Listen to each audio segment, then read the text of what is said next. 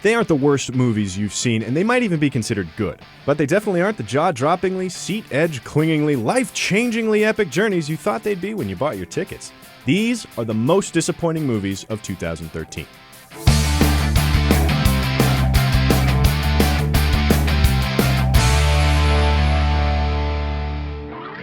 Come on, let's go to Paris's. I want to rob. Starting us off at number 5, The Bling Ring. Who ever thought that a film about teenage superficiality could be so shallow? You're just jealous. Sofia Coppola is best known for the incredible Lost in Translation and being Francis Ford's daughter. So, when she announces a new film, people at least sit up and take interest. But Sofia finds no deeper meaning beneath her celebrity-obsessed characters. They are observed impartially and at arm's length. And this works for Lost in Translation because we feel the distance and ache for closeness along with Johansson and Murray. But in The Bling Ring, we just don't identify with Emma Watson and her crew at all. I'm a firm believer in karma. And I think this situation was attracted into my life as a huge learning lesson for me. Maybe there was something there, but if there was, Sofia didn't find it. You want to fight? Number 4, Only God Forgives. Instant cult classic Drive launched Nicholas Winding Refn into the mainstream faster than sweatshop workers could embroider scorpions onto white satin jackets. You understand? Needless to say, he and Ryan Gosling had a lot of heat going into their next flick together. Unfortunately, Nicholas forgot to wake Gosling up for it because he sleepwalks through the entire film. And you just sit there thinking he got what he deserved. Yes, it's a reprise of Drive's minimalist dialogue, and yes, Gosling gives an encore of staring enigmatically into the middle distance. But in this case, it's more zombie than badass. And the movie, with all its gratuitous torture and murder, commits cinema's worst sin. It's just plain boring. Who is this Gatsby? Number 3, The Great Gatsby. Take one of the greatest American novels and announce a film adaptation, and you've already set expectations too high.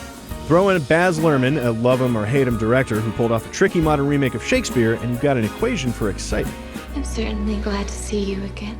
But this wasn't the first screen adaptation of Fitzgerald's classic. The 1974 Gatsby touted an impressive cast and a script by Francis Ford Coppola. But something was missing, and that's exactly the problem. The best part of the novel is entirely uncinematic. It's literary. While the 2013 version remains faithful to the plot, it can't preserve Fitzgerald's outstanding prose.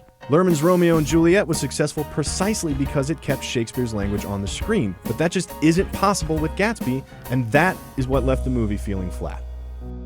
Have you been bad? At number 2, we have The Counselor. An Oscar contender on paper, The Counselor is a classic example of how mixing together a half dozen of the most talented people in Hollywood doesn't guarantee an Oscar. We've got a problem. Most of this talent was wasted on endless existentialist monologues and a plot that has nowhere to go but predictable.